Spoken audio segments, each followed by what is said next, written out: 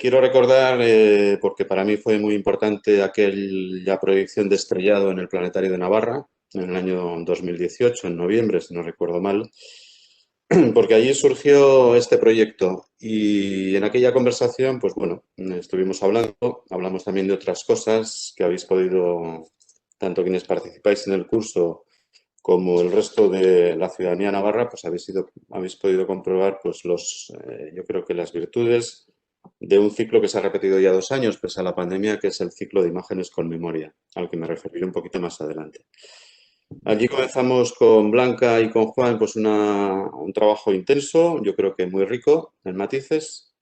Allí empezamos a urdir cómo podía ser la exposición y sobre todo el proyecto. Blanca se marchó, en este caso con Juan, a México, recogió el material, llegó hasta Pamplona y la empresa Nalecta, con un trabajo muy serio, pues lo ha digitalizado y lo ha catalogado. Y como os comentaré después al final, pues será la base de lo que va a ser la exposición permanente de la obra de Gerard. Bueno, sobre Blanca, tres pinceladas, aunque podríamos decir alguna cosa más.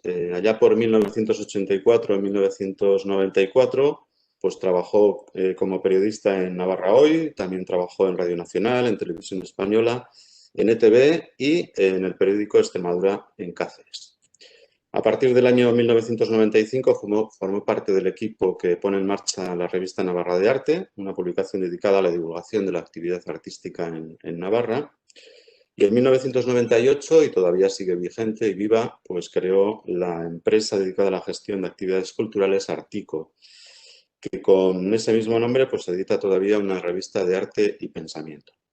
También participó en la creación de la revista Golem, dedicada a la divulgación cinematográfica, y ha sido en estos últimos años pues comisaria de varias exposiciones. El Punto, una visión contemporánea de la pelota vasca, La Casa o Pamplona 1969 sobre artistas navarros en el año 2009. Ha realizado varios trabajos documentales, no solamente Estrellados, por el que se le conoce, sino también documentales para exposiciones de artistas como Félix Ortega o Nacho Barberena. Desde 2003 dirige, y lo vemos cada año, el Festival de Anime de Navarra FAN, dedicado a la divulgación de la cultura y del cine japonés, que se celebra en el Planetario de Pamplona. Y desde el año 2019 y 2020, como he dicho anteriormente, pues dirige o comisaría también el ciclo del encuentro audiovisual Imágenes con Memoria, que este último año se ha centrado, y en esta próxima edición también, sobre el exilio. Blanca en estos momentos yo creo que está capacitada, tras 10 años de investigación, en este caso con Juan, para mostrarnos una visión de conjunto de la obra de Gerardo Lizarraga. Una obra que recuerdo, casi al cierre de estas jornadas, que está y estará hasta el 23 de mayo en el Museo de Navarra, que el Museo de Navarra y el Instituto Navarro de la Memoria, ya os planteé al principio, os han organizado una serie de actividades, entre ellas os recuerdo para profesores y profesoras que está abierta a vuestra demanda, es decir, tenemos, recuerdo de nuevo, la posibilidad de hacer visitas guiadas con la propia Blanca o con un par de personas que están dispuestas a hacerlo. Y os recuerdo también lo que decía al principio y el otro día, que en el Centro de Documentación del Instituto Navarro de la Memoria se va a colgar en breve, cuando ya pasen unos días, se haya presentado el libro catálogo y sobre todo cuando se haya ido pudiendo ver la exposición, pues vamos a presentar todas las obras de Gerardo Lizarraga digitalizadas por la empresa Nalecta para que podamos disfrutar de todo ese material que desde el campo número 8 y de otros campos ha llegado hasta Pamplona en un viaje intenso y fecundo. Quiero agradecer a todos los ponentes y a todos los participantes, por si alguno se va descolgando, su participación en estas jornadas. Y a ti, Blanca, te voy a pedir un favor que sé que es imposible, y es Breve. que seas muy breve y que no te pases de los 40 minutos. Entonces, a diferencia de algunos de los moderadores, yo seré inflexible y cuando lleguen los 40 minutos te interrumpiré, sea cual sea la frase que estés relatando, para que luego pues, podamos abrir un debate contigo y con Juan más rico todavía. Gracias por tu vida. Vale, muchas gracias, Josemi. Efectivamente, todo esto lleva ya 10 años en marcha, en movimiento. Y bueno, hay que resumir, pero la ventaja es que como llevo todos estos días hablando del tema y os llevo escuchando, pues bueno, espero que casi se ha dicho todo. Y bueno, voy a decir un poco voy a hacer un poco un recorrido casi sentimental, digamos, de toda esta historia. Para mí, Gerardo Lizárraga, ahora que estabas diciendo mi currículum, igual me cae también porque también era muy heterogéneo como yo creo. Bueno, Gerardo Lizárraga fue una de las miles de personas que cruzaron la frontera entre España y Francia en el invierno del 39. Despojado de todo lo que había sido y vivido desde entonces, para que no se olvidara aquella primera noche y aquel paso de la frontera, que tuvo que ser realmente terrible porque era en enero del 39. A mí, que no me gusta nada el frío, siempre que pienso en eso, hay mucha gente que destaca la falta de libertad y todo, pero yo pienso mucho en el frío, era enero. Entonces él mismo relató cómo fue ese paso. Él decía: cruce de frontera, 1939. Se hicieron cargo de nosotros los gendarmes. Era al anochecer. Al amanecer, tras noche fría y húmeda, compartiendo mantas, los que las teníamos, ya recogido el rebaño, nos fueron conduciendo a Argelés. Aún no sabíamos que era un campo de concentración. De momento, como vimos, tan solo una interminable playa en la que deprisa estaban poniendo barras en forma de L y alambre de púas. De barracas, nada de nada. Tan solo un par de casuchas a medio construir. La huida a Francia de miles de refugiados constituyó una noticia de actualidad hacia la que las agencias de noticias desplegaron a sus reporteros más audaces, aunque esta novedad terminaría pronto porque cuando comenzó la Segunda Guerra Mundial el foco de la noticia apuntó hacia otros sitios. En marzo del 39, fotógrafos como Robert Capa y Chiqui Weiss, al que hemos mencionado varias veces, estuvieron en el campo de Argelés con sus cámaras. Gerardo Lizárraga ya se había instalado entre aquella masa humana. Ellos eran reporteros en busca de imágenes impactantes y él uno de los miles de republicanos que habían cruzado la frontera ante el avance de las tropas nacionales y la inminente derrota del Frente Popular. Unas semanas antes, aquellos reporteros y aquel artista hubieran podido coincidir en cualquier empeño, pero ahora había entre ellos una barrera infranqueable. Pese a todo, la cámara de Chiqui Weiss, ya hemos visto las imágenes cuando ha hablado Iñaki Ruizelki, se detuvo durante unos segundos delante de él, de Gerardo Lizárraga, y le filmó. Lizárraga aparece en los archivos cinematográficos de la época en el campo de Argelés con un papel y un lápiz entre las manos, ajeno a cuanto le rodea. Su inconfundible perfil quedó plasmado en el celuloide y aquello dejó una huella que sería vista en todo el mundo. La leyenda de Remedios y de Gerardo no os la repito porque ya la habéis escuchado, pero efectivamente aquellas fueron unas imágenes que además de todo, además de lo que supuso en la época, supuso un poco lo que dio comienzo a nuestro documental. En 2010, aquellas imágenes en las que Lizárraga aparece en el campo de Argelés fueron el origen de lo que luego se materializaría en un documental titulado Estrellado, que se estrenó en 2018 en un festival de cine. El estreno fue en Cinebi, en Bilbao, en el que las huellas dejadas por Lizárraga servían para tratar sobre la vulnerabilidad del arte, de los artistas y de los creadores en general frente a las trombas que moviliza el mal cuando adquiere, por ejemplo, la forma de una guerra como aquella. Los trabajos de investigación que realizamos para el documental han sido la base de la exposición Gerardo Lizárraga, artista en el exilio. El descubrimiento de la imagen del perfil de Lizárraga en un noticiero de la época que captó Chiqui Weiss en el campo de Argelés fue uno de los primeros grandes momentos del inicio de lo que ha sido una investigación que ha durado 10 años. Para dar con ella hubo que descartar muchas imágenes de personas que veíamos que estaban en aquellas imágenes que los reporteros captaron en los campos, que estaban recorriendo las playas de forma sonámbula, cocinando en hogueras que estaban improvisadas, cortándose el pelo, aparecen imágenes, tumbados bajo viejas mantas, acurrucados, metidos entre la arena, entre la húmeda arena de la playa. Fue así como en uno de aquellos archivos de viejas imágenes apareció por fin él, en un primer plano, dibujando o escribiendo sobre un trozo de chatarra que quedaba entre los miles de restos de vehículos que fueron quedándose a la deriva cuando llegó el exilio. La realidad es que cuando vimos aquella imagen no sabíamos quién era Gerardo Lizárraga físicamente, pero para entonces ya habíamos encontrado un contacto con Xavier Lizárraga y le preguntamos y efectivamente nos dijo que sí, que aquel primer plano era de su padre. Aquellas imágenes en movimiento eran la constatación de que aquel cruce de frontera de 1939 le había llevado al mismo destino que a miles de refugiados, la playa de Argelés. Luego pasaría por otros campos como Agde o Clermont-Ferrand, como ya se ha relatado. Desconocemos cómo salió exactamente de los campos. En su numerosa correspondencia con Manuel Ordóñez de Barraicúa, director de cine con el que realizó numerosos proyectos durante la guerra y con el que siguió trabajando en el proyecto para llevar al cine La Torre de los Siete Jorobados durante su encierro en los campos, como os ha comentado Juan Zapater, este le recomienda encarecidamente que salga de allí como sea, para que puedan seguir con los proyectos que tenían entre manos durante la guerra en Barcelona. Y os leo un par de fragmentos de cartas de Ordóñez de Barraicúa. Ordóñez de Barraicúa le dice: haz las gestiones para salir por las buenas y si no, escápate. Neumann dice lo que yo, que debes escaparte. Aquí te haremos los papeles, hostias. Si no puedes traer las maletas, que las jodan. Como comprendes, no te aconsejamos nada que te perjudique. En otra carta dice: si tienes salvoconducto no hay problema, pero te conviene no tener equipaje y tener el papel de México.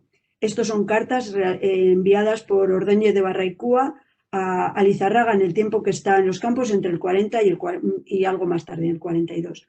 Cuando recibió las cartas que le animaban a escaparse de los campos a comienzos de los 40, Lizarraga estaba casi en la mitad de su vida, en un momento histórico de total incertidumbre. Si hubiera hecho caso a los consejos que le daba Manuel Ordóñez de Barraicúa, hubiera salido de los campos con las manos vacías, pero no debió ser así a juzgar por todos los dibujos que conservó. Años después, él mismo definiría estos trabajos como lo más fuerte e importante de su obra artística. Una colección de piezas, muchas de las cuales se adentran en el territorio del surrealismo. Junto a ellas, una colección de caricaturas que atesora no solo la habilidad como pintor de Lizarraga, sino también su sentido del humor y de la observación. Contemplando ahora todos estos dibujos dentro del conjunto de su obra, se podría decir que Lizarraga realizó su producción artística más personal y quizás incluso más libre mientras estaba prisionero en un campo de concentración.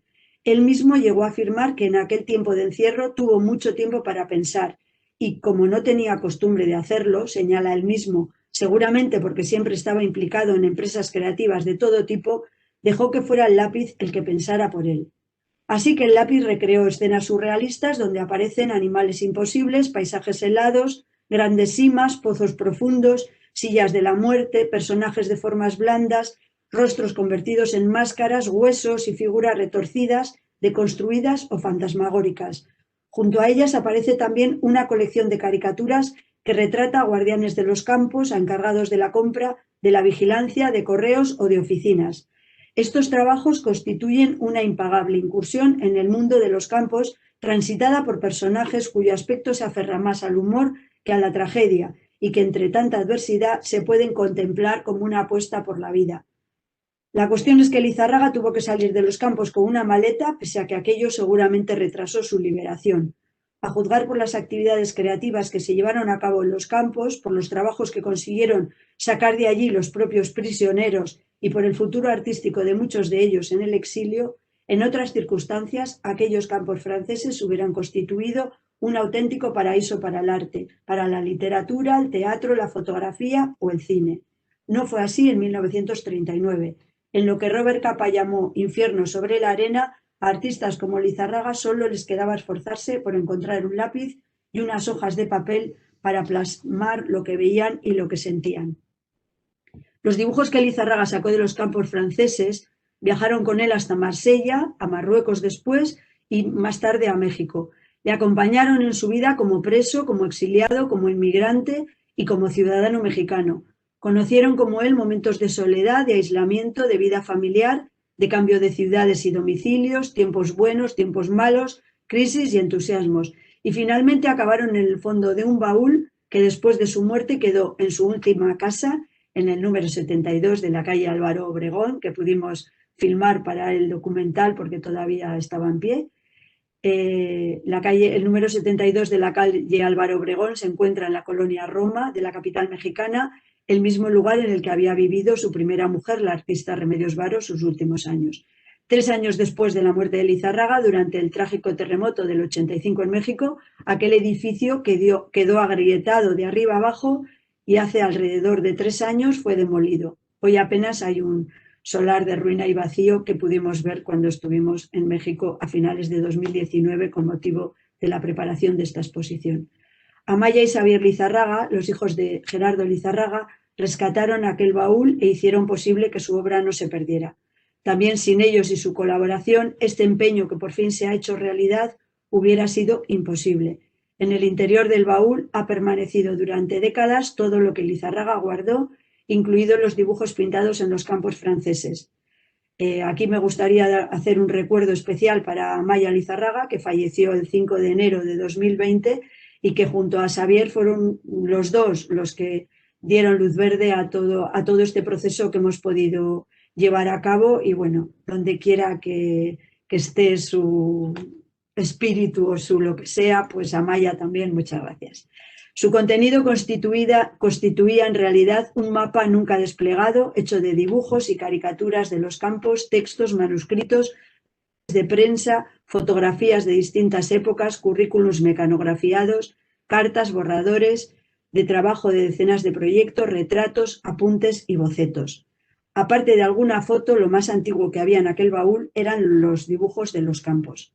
Por si hubieran sido pocas las pistas que Lizarraga fue dejando a lo largo de su vida, en forma de dibujos, pinturas, películas y fotografías, muchos años más tarde recuperó los dibujos de los campos de Ardielé-sur-Mer, Agde y Clermont-Ferrand y dedicó unas líneas a cada uno de ellos. Esas páginas manuscritas y convenientemente numeradas nos han hecho recuperar no solo su pintura, sino también su voz casi 40 años después de su muerte. Se trata de una colección de textos manuscritos que dice lo que no dijeron en la playa y que forjaron su último relato. Esas líneas nos dan noticia de la dimensión de la tragedia en el momento más difícil de su existencia. Lizarraga numeró cada uno de sus dibujos de los campos y lo vinculó a pequeños textos que ponen voz a un estado de ánimo, a una situación, a una soledad, a una tragedia que fue dibujada en los campos y expresada en palabras cuando la vejez ya le había llegado. Leídas ahora, contemplándolas en paralelo con sus obras, seguramente retumbará en nuestras cabezas el eco de aquel mar incesante, de aquella arena pegajosa, del hambre, de la soledad, del sexo, de las enfermedades, de la muerte. Os voy a leer algunos fragmentos de estos textos que él realizó para acompañar a sus dibujos, para un poco transmitir aquel sentimiento que yo creo que él dejó también plasmado en el papel y que a mí, que me dedico sobre todo al tema de escribir, pues me hace mucha ilusión también que escribiera. Uno de los dibujos dice: zanja, sima, abismo, sentí como si una profunda zanja me separara del resto del mundo, como si aquella situación fuera de siempre, como si fuera eterna, sin principio ni final, aislamiento. Se trata del comentario pensado para el dibujo número 31, uno de los muchos dibujos a los que Lizarraga puso texto. Después, entre paréntesis, añadió: procurar agregar un algo más relacionado a las alas que no sirven para volar. Nunca agregó nada sobre las alas que no sirven para volar, pero probablemente tenían más que ver con la imaginación que con su día a día en aquel lugar. Lizarraga habló a través de sus dibujos y sus dibujos nos hablan ahora por él. En algún modo, de la exposición aspira a conformar la demostración de lo que quiso ser y quiso decir. Su sermón de la playa, entre comillas, entre interrogantes, el texto que acompaña a su dibujo número 19 apunta lo que ya se ha mencionado anteriormente, que fue el lápiz el que tomó la iniciativa en aquella situación donde la personalidad de quienes estaban encerrados había sido prácticamente borrada. Dice el texto dedicado a este dibujo: el campo era una playa desierta, solo arena, kilómetros y kilómetros más allá de las alambradas, sin ninguna raíz, arena y solo arena. Tenía tiempo para pensar y poca costumbre de hacerlo. El lápiz pensó por mí.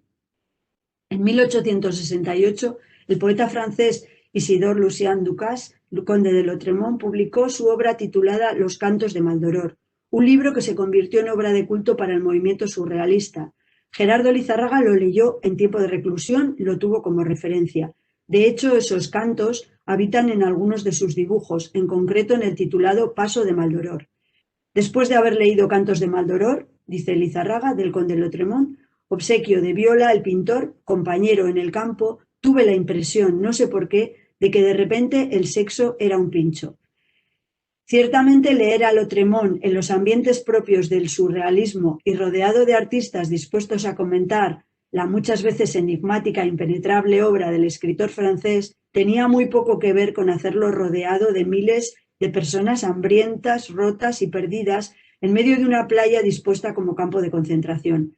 Leer lo que proclama Lautréamont y luego levantar la cabeza y enfrentarse a aquella especie de apocalipsis humano y real que fueron los campos, adquiere una dimensión difícilmente imaginable, salvo para quienes la vivieron.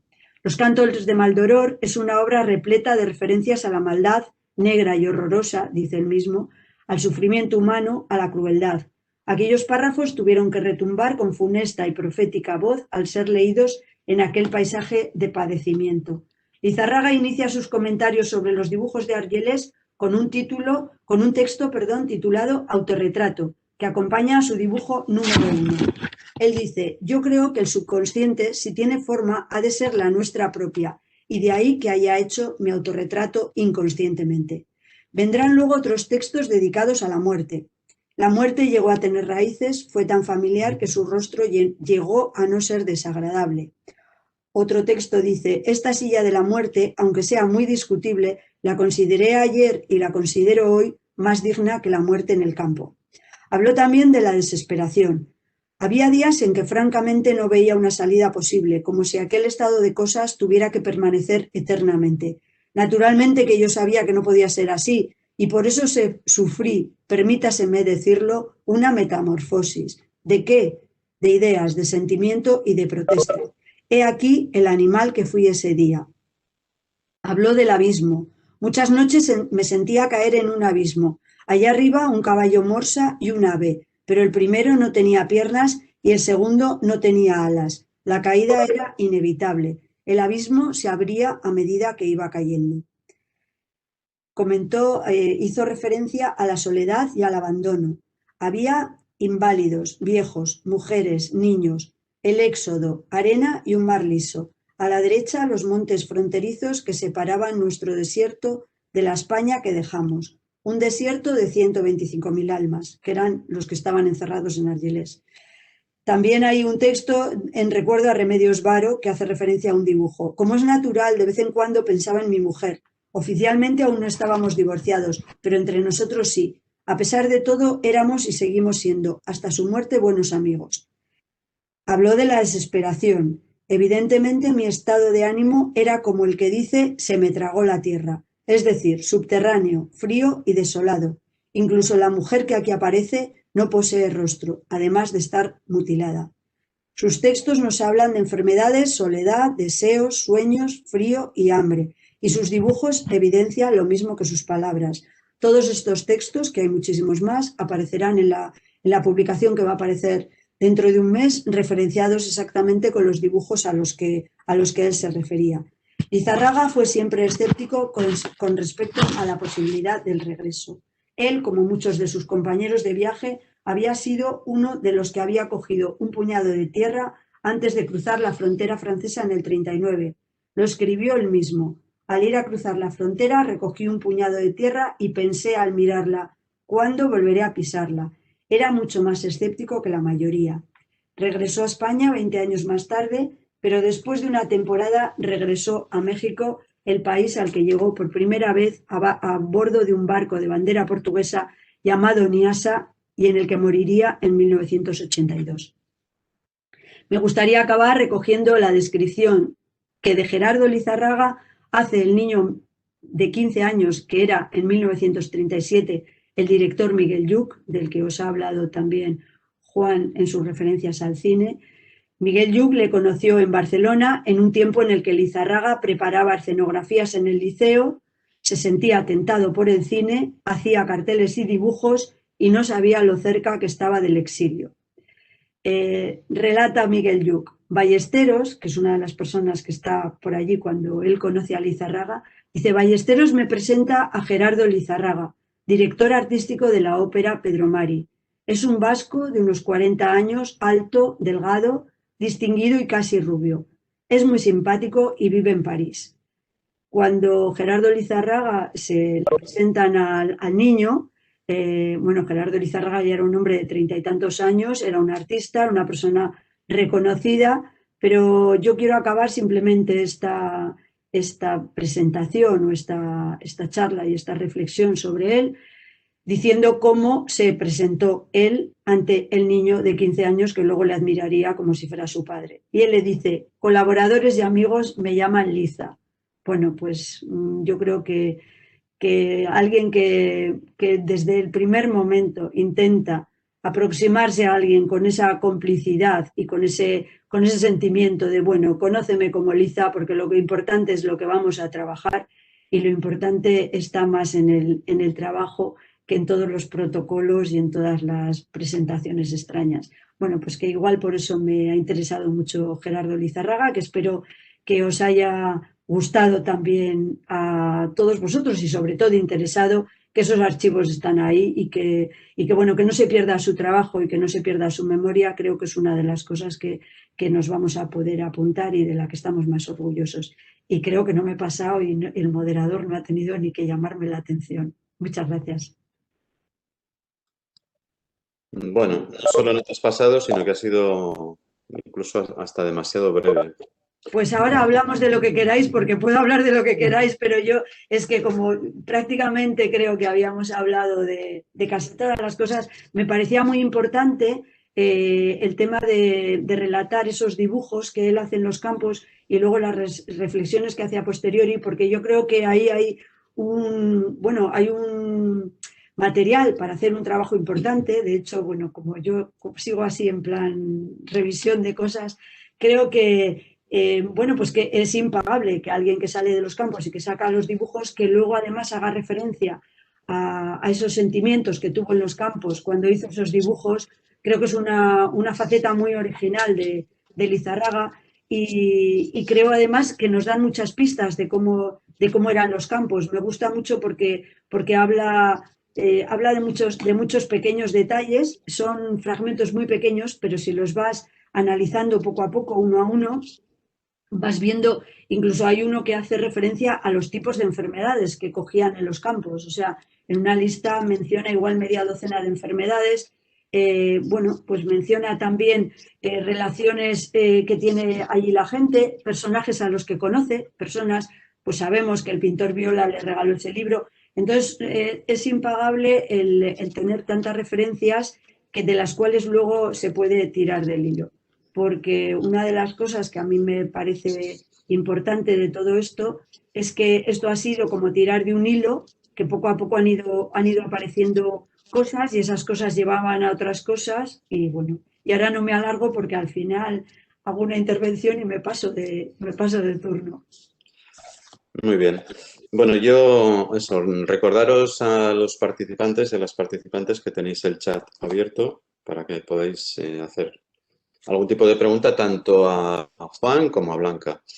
Yo, mientras se va produciendo esa cascada de intervenciones o de preguntas, que espero que sean muchas, pues bueno, preguntarte un poquito para que nos cuentes cómo está brevemente también, cómo está estructurada la exposición, para que podamos, y luego sobre todo, desde tu punto de vista, ya que la mayor parte de los participantes y las participantes son profesores y profesoras de secundaria, cómo podemos aprovechar esta exposición en el ámbito educativo, en el ámbito de la transmisión de la memoria, porque en este caso aquí se funde y es algo que en estas jornadas y en la publicación estamos poniendo mucho énfasis es en la relación entre arte y memoria.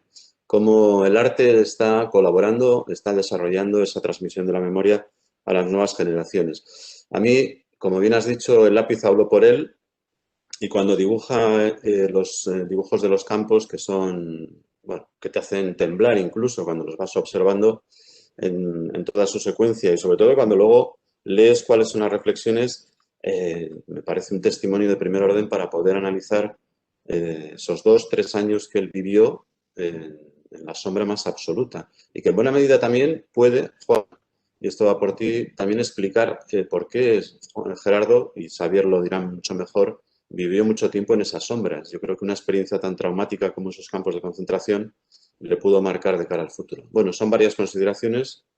Empezamos por la estructura de la exposición, luego por la Vale. implicación educativa. Bueno, yo la exposición, un poco la parte nuclear, digamos, de la exposición tiene que ver con los dibujos de los campos y con esas caricaturas. Hay más de 80 dibujos y entonces, bueno, creo que esa es una parcela muy importante. Lo que pasa es que como Gerardo Lizarraga es una persona que era bastante desconocida y desde luego en nuestro contexto, cosa que también es un poco sorprendente porque él nació en Pamplona en 1905 y porque toda su vida estuvo en activo, o sea que no es una persona que se apartara del arte en ningún momento. En cualquier caso, forma parte de la exposición una serie de obras, algunas pertenecen al Museo de Navarra y algunas a colecciones particulares y otras a colecciones de la familia, un poco de la trayectoria que él hizo a partir del exilio, a partir del 42. Esa sería una parcela dedicada a, bueno, prácticamente por resumirlo en 3 paredes, ocupamos casi pues 40, 50 años de su vida, con lo cual ahí es una especie de recorrido rápido para decir que Lizarraga pintaba paisajes, que pintaba retratos, que era un gran retratista, que era un gran ilustrador y que hizo también muchos murales, etcétera, etcétera. Pero la parte nuclear, que es un poco lo que tú comentas, tiene que ver con los dibujos que están en las primeras paredes, en las 3 primeras paredes.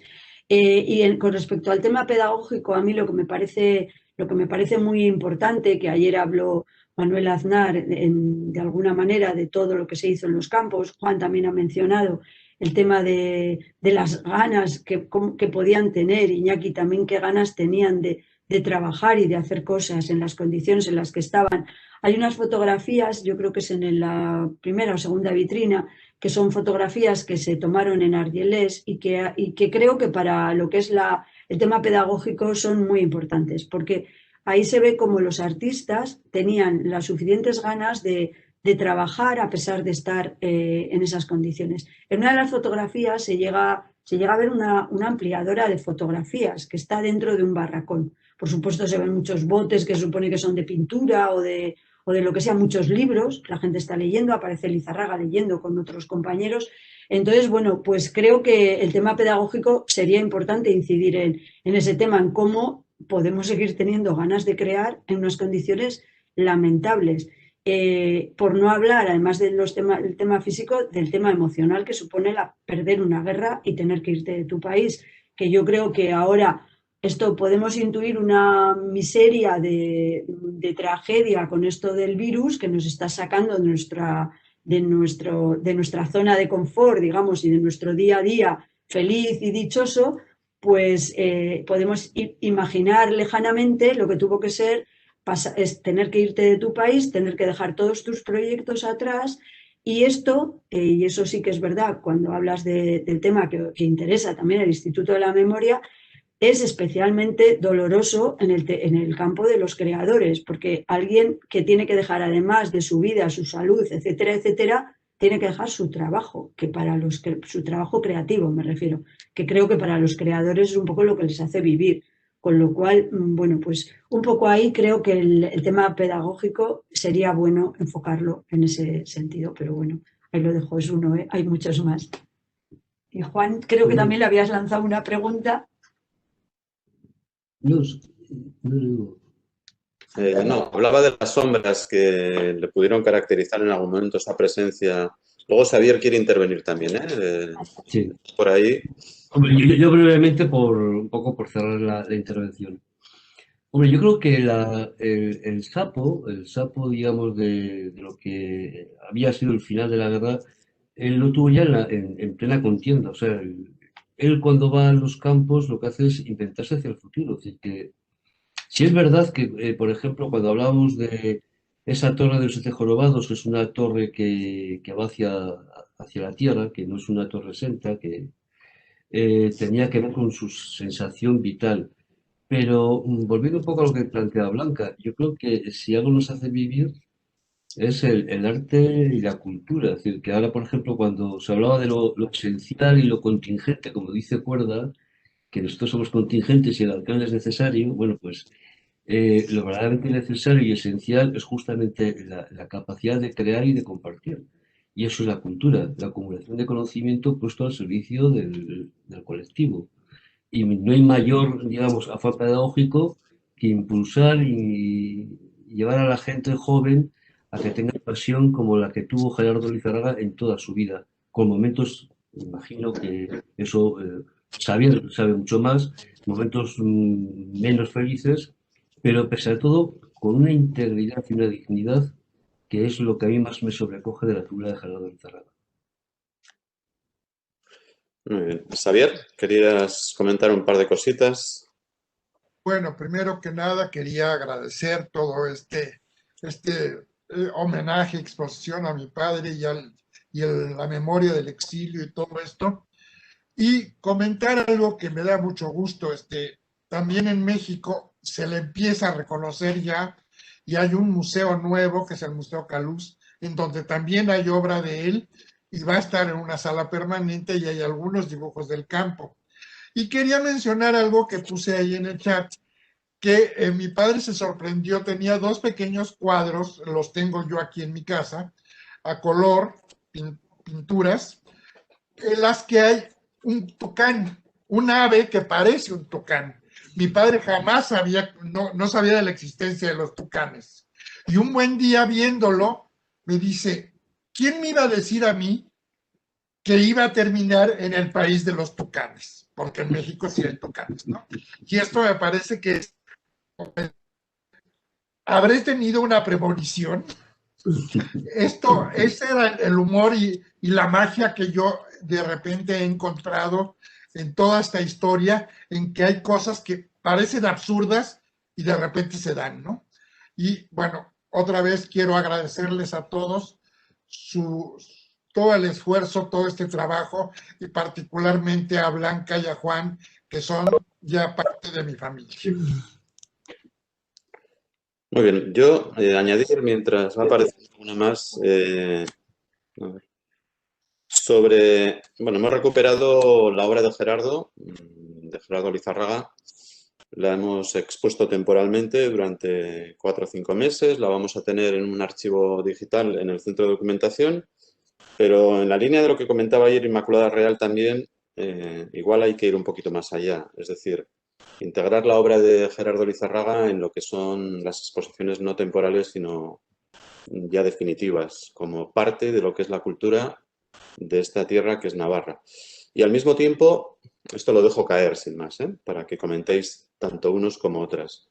Y al mismo tiempo ir un poquito más allá, es decir, Gerardo Lizarraga fue uno de los muchos artistas o intelectuales navarros que tuvieron que verse obligados a marchar al exilio. Y fruto de eso, lo que venimos diciendo estos días o estas semanas, es ese vacío cultural. Para ir tapando huecos, cerrando filas, por donde se nos escapa esa cultura o esa intelectualidad, ¿hay otras personas a las que podamos traer, recuperar? ¿Conocéis otro tipo de artistas, de intelectuales de los cuales se puede tirar para traerlos hacia su tierra y que esto vaya enriqueciendo lo que es este patrimonio cultural que tienen, en este caso, Navarra? ¿Qué opinión tenéis? Bueno, yo voy a aventurarme ahí también, bueno, aventurarme no, a decir lo que pienso también. Creo que Gerardo Lizarraga, bueno, fue el compañero de dos mujeres importantes, dos mujeres artistas, y creo que Ikerne, por ejemplo, Ikerne Cruchaga, que es de Tudela, no sabemos casi nada, bueno, Xavier por supuesto que sabe mucho porque era su madre, pero Ikerne Cruchaga tiene una trayectoria interesante, muy interesante, también de exilio posterior al que tuvo que ver con Gerardo Lizarraga, y bueno, y creo que tiene unas aventuras creativas importantes. Es cierto, el otro día comentaba a Xavier y señálamelo tú, que tú lo sabes mucho mejor que yo, es cierto que toda la obra, como era obra de estudio, es cierto que pues que mucho no se conserva, pero también es cierto que, por ejemplo, nosotros en el primer viaje que hicimos a México, estuvimos con una persona con una artista, también hacía acuarelas, era acuarelista, ahora desgraciadamente ha fallecido. Ella tenía un retrato que le había hecho Lizarraga, que estaba en un museo ahí en México, en un museo militar, creo, porque era un retrato de encargo. Y entonces ella nos hablaba de Ikerne, que era una fotógrafa muy conocida en Ciudad de México en aquellos años, muy reconocida, y a la que ella ni siquiera tenía acceso probablemente a sus trabajos, porque era una fotógrafa muy cotizada. Entonces, bueno, pues Ikerne está ahí también, Ikerne Cruchaga, digo, porque así a bote pronto, y como me has preguntado así sin prepararme guión, pues Ikerne Cruchaga está, Ikerne Cruchaga estaría también ahí. Y bueno, no sé, yo vamos, he de agradecerle también, aun sin conocerla, porque ya falleció hace años, que tenemos en la exposición un montón de fotografías de muchísima calidad de Lizarraga o de sus hijos, gracias a que había una fotógrafa en la familia. Yo, si me dejáis también, querría apuntar otro nombre por si alguien puede seguirle también la pista. Era un profesor de dibujo del Instituto Ángel Cerezo Vallejo. Ángel Cerezo Vallejo, bueno, pues después fue destituido como profesor del instituto y sometido a expediente de responsabilidad política. En la década de los 10, pues era un ilustrador importante también, ¿no? Formaba parte de las vanguardias, publicó portadas en revistas como España, Semanario de la Vida Nacional. Ahí tiene una portada que, vamos, en 1915, en el contexto de la Primera Guerra Mundial, que es tremenda, parece premonitoria, ¿no? Porque se titula y es una ilustración potentísima, también en La Paz hay vencidos, ¿no? Entonces, es una persona a la que luego ya se le pierde la pista, después yo no he conseguido saber. Es autor también de dos carteles sanfermineros, el del año 23 y del año 31, y además también forman parte de una estética distinta a la que es, bueno, pues ha sido recurrente durante mucho tiempo. Y bueno, yo ahí lo pongo para que quienes podáis saber más desde una perspectiva artística. Creo que me parece que es una persona interesante también.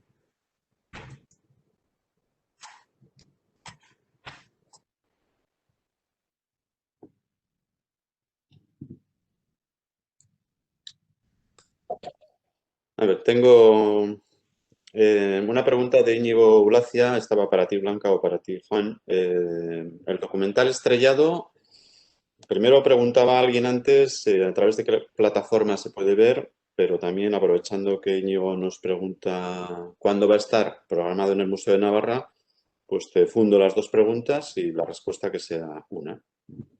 Madre mía, pues la verdad es que no está colgado no está colgado en la red, y sí que se va a poder ver en el Museo de Navarra, y ahora me vais a matar porque no he traído el programa, pero está en la programación del Museo de Navarra, están las fechas. Hay una proyección en febrero, otra en marzo, otra en abril y otra en mayo. O sea, va a haber cuatro sesiones en las que se va a poder ver, y me vais a disculpar porque no tengo las fechas. Pero en cualquier caso, vamos, que se puede encontrar en la programación. Puedo incluso buscarla, pero eso, saber que es una vez al mes, y que bueno, que va a ser aquí en el Museo de Navarra y que va a ser presencial. Bueno, yo me atrevo a decir, ¿Las fechas? no las fechas, sino me atrevo a sugerir que si algún profesor o profesora quiere el documental para poderlo proyectar en clase, pues Blanca y Juan se lo van a dejar gustosamente. Sin lugar a dudas, bueno, sí, tienes toda la razón. Quien tenga un interés así por verlo y porque lo necesita, y desde luego, si es para temas pedagógicos, no os quepa la menor duda que os lo dejamos. Además, yo creo que puede ser muy interesante para contextualizar luego la visita a la exposición. Es decir, puede ser una actividad que parta de un trabajo previo en el aula, como bien suelen hacer quienes participan en el curso de formación, y luego la visita a la exposición yo creo que es un complemento idóneo. Bueno, a nosotros la verdad es que lo del documental nos gusta presentarlo y que se vea en pantalla grande y presentarlo en vivo y en directo, porque realmente tiene un montón de contenidos también históricos, y bueno, yo creo que nos gusta intercambiar opiniones con la gente. Y también otra cosa que igual no hemos señalado, pero que aprovecho para señalar, es que en este viaje estamos todo el rato recibiendo cosas también, que por ejemplo aquí ha habido, y eso con Iñaki ya lo hablaré también en vivo y en directo, pero por ejemplo ha habido gente que ha venido y ha destacado muchísimo el trabajo de Lizarraga en las agencias de publicidad. Que bueno, todavía queda ahí, que siguen quedando parcelas, porque trabajó mucho en agencias de publicidad, y él tiene unos trabajos muy originales y muy creativos, y eso es anterior a la guerra. Entonces, bueno, quiero decir que esto es que no se acaba, vamos, que yo creo que no se acaba. El documental está programado el viernes 26 de febrero, sábado 27 de marzo, viernes 23 de abril y sábado 22 de mayo en vísperas del cierre de la exposición, siempre a las 5:30 de la tarde. De todas formas, esta información está en la programación del museo en torno a la figura y a la exposición, ¿no? Gracias, César. Bueno, a ver.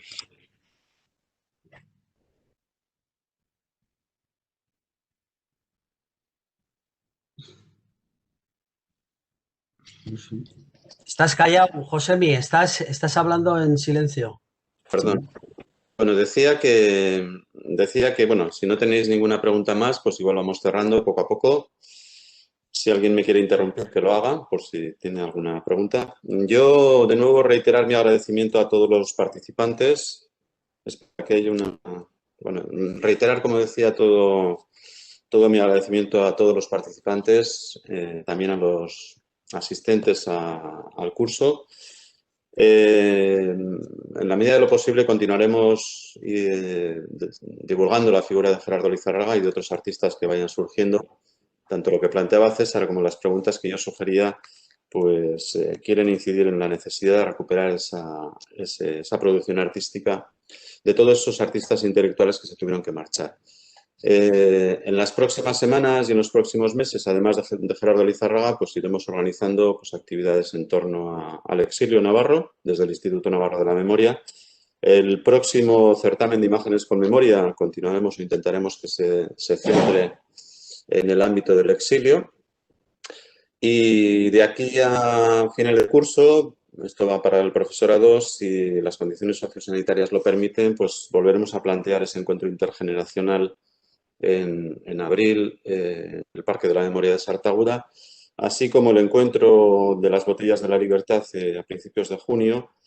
Y en el caso de que no sea factible, porque la situación siga siendo semejante a la actual, pues intentaremos en la medida de lo posible, y ahí sí que nos gustaría que planteaseis alternativas, pues buscar, como digo, alternativas a ese desencuentro al que nos obliga la pandemia. Gracias de nuevo. Despedirme sobre todo de Xavier, pero solo temporalmente, porque espero que pueda venir. Esperamos además encarecidamente que pudiese ser antes de mayo, y en todo caso, aunque sea el año que viene y la exposición temporal se haya levantado, espero, y esto va para Iñaki, que aunque esté en el Museo del Carlismo también tiene conexiones con cultura. Espero que la obra de Gerardo pase a formar parte no del imaginario temporal, sino del imaginario definitivo de nuestra tierra. Y nada, si alguien de los ponentes quiere decir alguna palabra, pues yo sin más me despido y agradeceros vuestra presencia.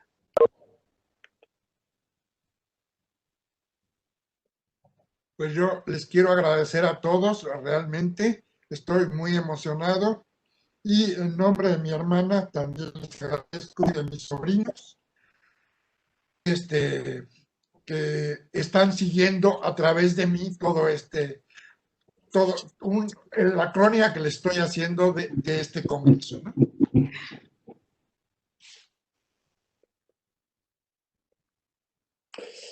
Bueno, pues sin más, gracias de nuevo y hasta la próxima.